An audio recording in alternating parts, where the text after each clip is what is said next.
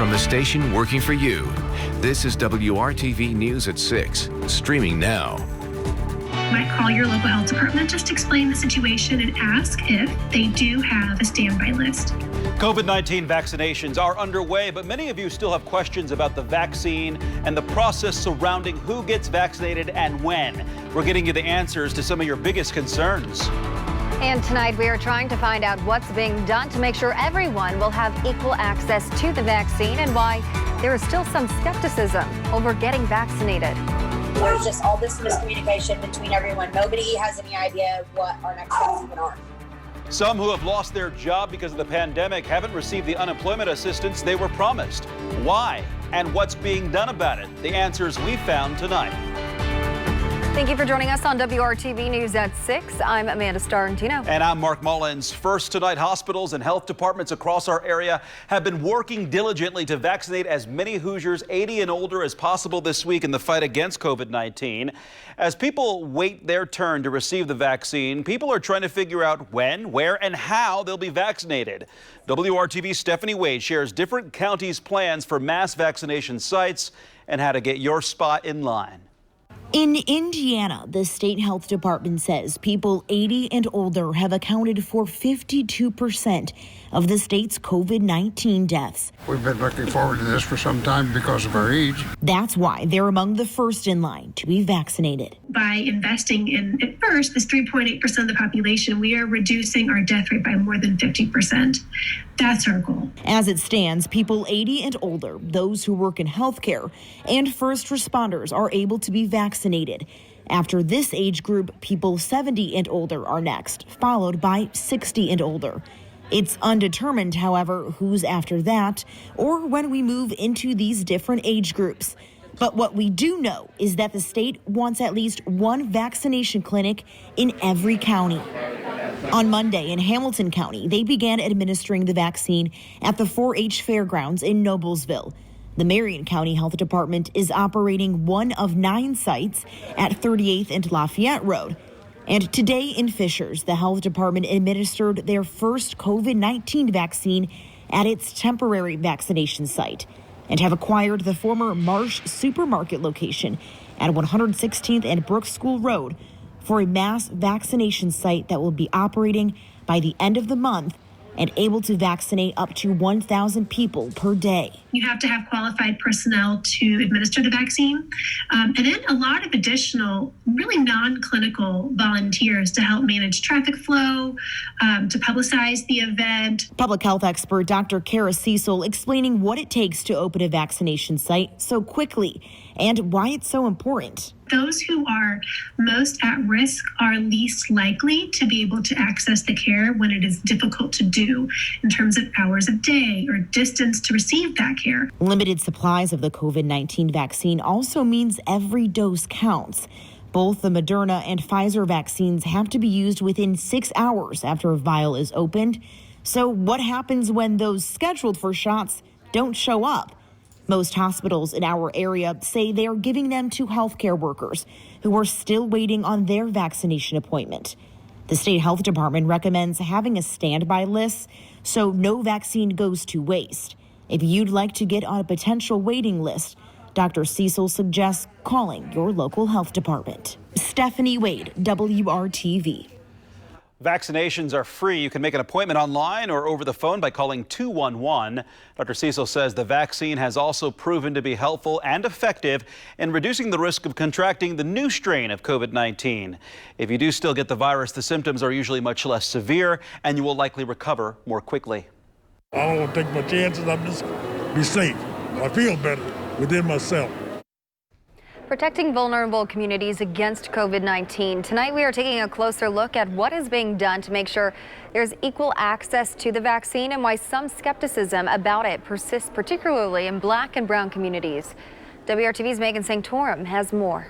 This is one of the state's COVID-19 vaccination clinics. It's located near 38th and Lafayette, and inside you'll find eligible Hoosiers excited to be getting the vaccine. Get him a shot. But before Donald Henry came here, he says he did his research and talked with family. Just listening to the chemistry of it, and my son, like I said, my son's works for Roche, and he wants to keep me safe. So he told me go get it, so I did it. He and others here today, like Yvette Harvey, say they've seen hesitation in the Black community when it comes to this vaccine. I've heard a lot of skepticism about not getting it. She says she works in the healthcare industry and even had reservations herself at one point. I did definitely at first, but after doing my research and talking with some of my friends who work in the healthcare industry, I just felt like it's a good idea, something that definitely should be done. There's been this hesitancy, right, within certain communities because of certain historical events that kind of resulted in the, lack of distrust in government interventions. And so COVID-19 vaccine is no different. Experts at Butler University say in addition to the historical issues leading to mistrust, there's also a socioeconomic aspect that could be preventing some minority communities from getting the vaccine. Which again boils down to income and needing to take time off from work. A lot of people may not have the luxury to take time off from work to go even get a vaccine or even to go for a doctor's appointment. He says education and community support will be key to getting the shot in the arms of those who need it. We're trying to really encourage, especially our community, to do your research and go and just get the shot. I keep up with the chemists, and the chemistry so far has been good, so that's why I'm here. Working for you, Megan Sanctorum, WRTV. We reached out to state health leaders to see what they are doing to make sure there is equal access for all to the vaccine, but have not yet heard back. And developing tonight, the speed at which COVID vaccines are administered may increase. The federal government is now asking states to speed up delivery of vaccines to people age 65 and older and to others at high risk. It's also a recommendation that President-elect Joe Biden's coronavirus task force plans to follow through on after Biden takes office next week. The government now says states should no longer hold back the second dose of the 2-dose shots in an effort to vaccinate more people and quicker. Health and Human Services Secretary Alex Azar says the government is now confident that Pfizer and Moderna are making enough of the vaccine to where everyone who needs it can get the second dose. So today we asked State Department of Health officials if they are prepared to vaccinate people age 65 and older, as the federal government is calling for. They say in part, quote, the state has received more than 520,000 doses of vaccines, and nearly all doses have been accounted for with scheduled appointments. We will continue to expand eligibility as quickly as vaccine supplies permit. At this time, we will continue to schedule appointments for individuals age 80 and older, long-term care residents, healthcare workers, and first responders. The state will continue to review CDC recommendations and consult with its external vaccine allocation advisory committee to make decisions about the next phases of vaccine eligibility based on available supplies, end quote. So it does not appear that there are immediate plans in Indiana to expand vaccine distribution to those as young as 65 in Indiana. Governor Eric Holcomb will hold his COVID-19 update tomorrow. We will bring you what he says about who's next in line to be vaccinated and when. New COVID relief money is nowhere to be found for some in Indiana. Late last month, the second COVID relief bill was signed into law. It means extra funds and extended unemployment benefits, but it's a different story for those under Pandemic Unemployment Assistance, or PUA. And now Hoosiers are demanding answers. WRTV's Nikki Dementri is getting them for you tonight. Those of us that were self-employed on PUA had to stay home and teach our children throughout this pandemic. We feel very left out, and like you just don't even think about the unemployment system and what's going on with that. Victoria Stackhouse is asking for answers when it comes to unemployment in Indiana. I am feeling like it's broken. Last April, the self-employed crafter and Anderson mom of 4 applied for benefits under the Pandemic Unemployment Assistance Program, better known as PUA, with no complaints. That is until PUA stopped in late December. I mean, we've had to move our bills around. We've had to be late on quite a few bills. It's been tough to not have any income coming from me. Stackhouse says she's lucky her husband is still able to bring in some income. Still, the family was recently granted a 3-month leniency on their mortgage and is watching their spending. If I wouldn't have got the stimulus, then we would be drowning. Here in Indiana, those on traditional unemployment began seeing the extra weekly $300 federal benefit on Friday, with payments retroactive to December 27th. But that's not the case for Hoosiers under PUA. like Stackhouse. The lapse was expected. You know, all of it's expected to wait 2 or 3 weeks, but for zero communication, that's the part that's upsetting. The Department of Workforce Development has said it was waiting on guidance to restart PUA and the extra federal benefits. A spokesman wrote Tuesday in an email, discussions are underway for implementing changes to distributing PUA benefits. It was also added the guidance from the U.S. Department of Labor came over the weekend and meetings happened Monday. My husband worries probably the most because now his hours, they're not set permanent. So it's pretty stressful to not have our full income. A spokesman for the Department of Workforce Development tells me that an announcement on what's next for PUA here in Indiana should be coming sometime this week. Now that spokesman also adds that PUA benefits will be retroactive to January 2nd. Working for you, Nikki Dementry, WRTV. Multiple requests by WRTV for an on-camera interview with the Department of Workforce Development were denied. We will continue to monitor this situation as it unfolds and bring you the latest when an announcement is made. Indianapolis Colts left tackle Anthony Castonzo announced his retirement from the NFL today. Castonzo started 12 games in 2020, but he finished the season on injured reserve after injuring an ankle. Anthony Castonzo has been a key player on the offensive line since the Colts drafted him back in 2011. He started 144 regular season games and 8 postseason games with the team. This is a busy offseason for the Colts, who must make several player decisions. The team could be looking for its future quarterback and must now replace Castonzo at left tackle. The pandemic has caused Hoosiers a lot of stress, and many of us have felt isolated and lonely at times. Next, we are going to show you the unique network of support for women and mothers in Indiana. Counting down to kickoff for college football's biggest game next year. Indy will be hosting yet another huge sports event in 2022. Later in sports, see how it's all coming together and how the playoff championship hopes to impact the city well past the trophy presentation. Kevin? It was sunshine that made the impact today across central Indiana when snow showers return to my forecast coming up.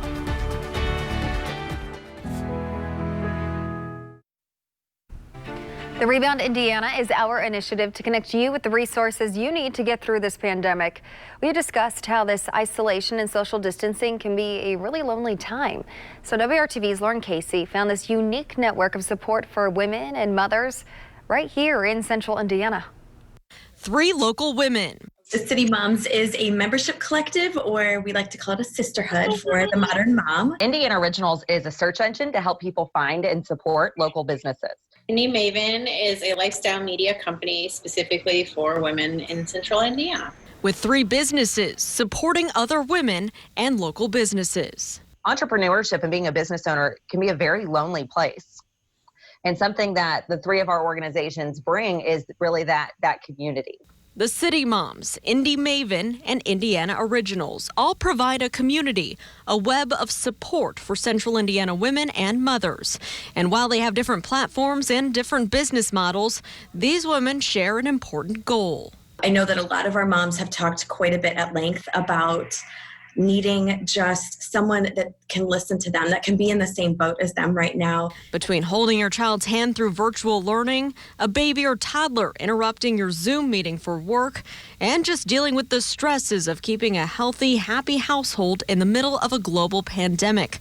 Those challenges are putting pressure on parents in our communities. Just saw the perfect example of, what we're talking about now, giving ourselves grace, giving ourselves flexibility, and understanding that we've just had to make adjustments. I think there's been an expectation of, moms especially, like, how do you do it all? And moms, we just do the best we can. But this pandemic has created some unfortunate outcomes for many women in the workforce. According to the National Women's Law Center, 2.2 million women left the workforce since the start of the pandemic to early December.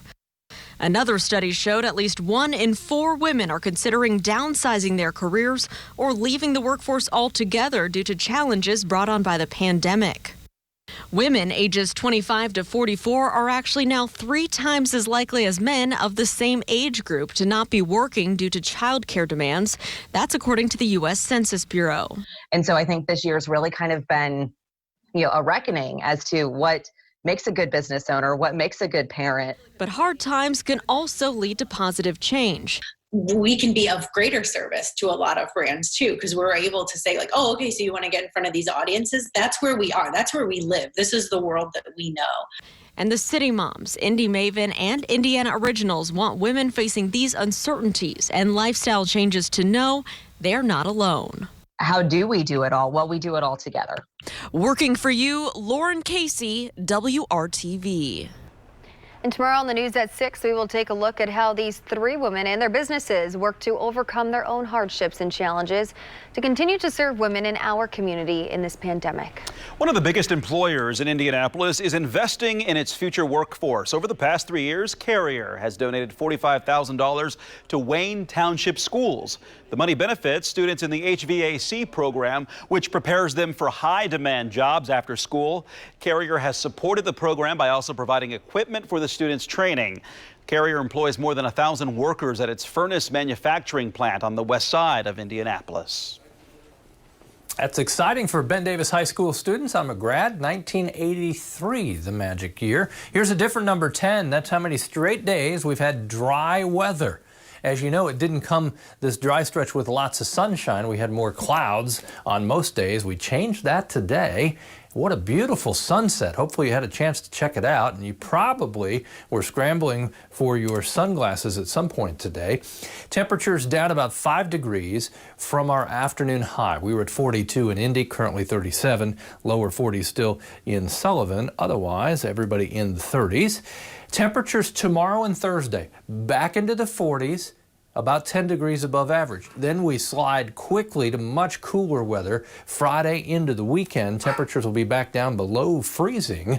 As you can see, low pressure in the Great Lakes during the day Friday will bring the colder air into the state, but it will also bring with it snow showers.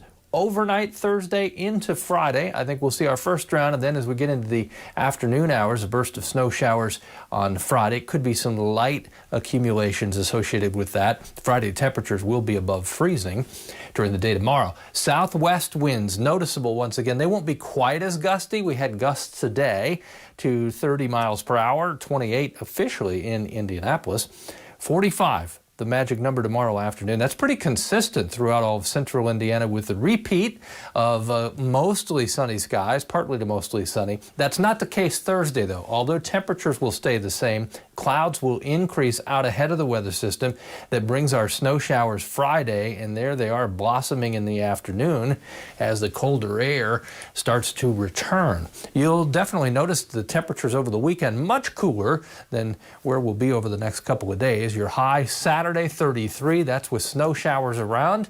Sunday morning lower 20s and an afternoon high to end the weekend just 31 degrees. But enjoy some more sunshine tomorrow. You don't have to tell us twice, Kevin. Thank you.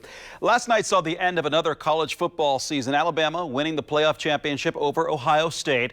1 year from now, Indianapolis will host that event. It is a game nearly 4 years in the making. Brad Brown has a closer look in tonight's Sports Extra Spotlight. Less than 12 hours had passed since they fired off the confetti cannons in Miami. And already the college football playoff started looking ahead, with all eyes focused firmly on Indianapolis. Now that the clock has turned over and it's Indiana's time to host, the CFP will really be focused on the stadium, the infrastructure, transportation, parking, all the nuts and bolts areas. So what we really hope to add to the table is a unique element for the fans here to celebrate. CFP organizers and the Indy Host Committee held a virtual handoff on Tuesday. Even from 1,000 miles away, the excitement of next year's title game is already brewing. Their experience, not only with the 500 Festival, but also with all the NCAA events, will serve them well. This is yet another college event, another feather in the cap of Indianapolis to win the bid and then to show the rest of the world how they do events so well. The game is expected to be the biggest football event here since the Super Bowl. What could be a $150 million economic impact, the potential for 100,000 visitors, and a 4-day football celebration spread across many parts of downtown. Well, it's a bright spot. It gives us optimism, and it gives confidence to other event organizers and conventions who are scratching their heads saying, how is Indianapolis able to pull off March Madness in its entirety? How is Indianapolis still actively planning for the college football playoff now in a year? And so we've seen that. We've heard many other cities, many other event organizers, sports and otherwise, saying, what's going on in Indy? Beyond football, the CFP Foundation and dozens of local corporate partners are helping to give back to the community. More than $1 million is already committed to several local education legacy programs, and 4 area schools will be getting media center makeovers. When we launched this effort in 2017, one of the reasons you launched that early is to allow your donors to spread the funding over time. But soon it should be time to kick off another championship night in Indy, a city that does that better than any other. All of our leaders had spent plenty of time in Indianapolis at events, but more so they love the community spirit, and they know what a great job Indianapolis does in hosting events. And that may sound trite, but it isn't. Not everybody can pull off events the way that Indianapolis can. 363 days might seem like a lot of time, but there are literally thousands of details that still have to come together between now and then. With the committee, the volunteers, and the corporate donors all coming together and hope that Indy can put on another spectacular event here in 2022. At Lucas Oil Stadium, Brad Brown, WRTV Sports. Rivers.com. Well, we got a taste of sunshine today, so you want to hold on to that, and we will. Tomorrow, partly sunny, temperature of 45. The clouds return Thursday. Then it looks like snow showers around with temperatures in the 30s on Friday. Mark and Amanda? But in the meantime, this gorgeous shot, look at that. That's how we leave you with this pretty sunset. Absolutely. And then join us again for the news at 7.